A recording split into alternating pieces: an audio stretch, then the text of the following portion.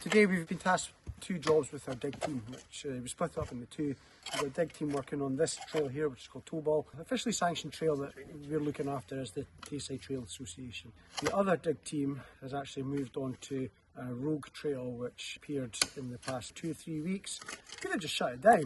We're not here to be the trail police, we're just here to ride trails. So I think we just get rid of that. The trail itself is fine as long as we clear the fall zones of any spiky bits.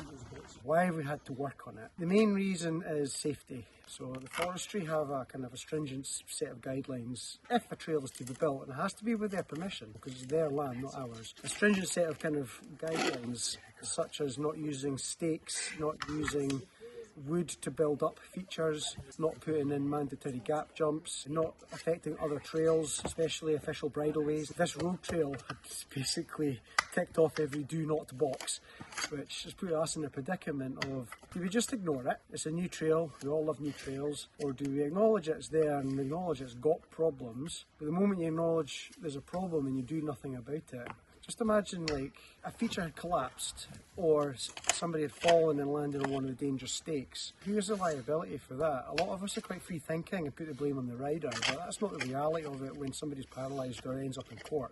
When you end up in court, paralysed, lost an eye, kind of falls out the window because you need looked after now, and that's when the forestry are quite rightly so terrified of getting sued for the liability of leaving stuff like that. They've left it up to us now to kind of manage the situation, and if we ignore it, kind of puts us in the firing line as well. We've spent the past 7 years with the Forestry Commission, and we also erode the trust that all the other trail associations are they doing their job as well with their respective landowners. Turns out a really massive picture if you think about it, and nobody wants to be in that position. So that's why today we've had to split the job.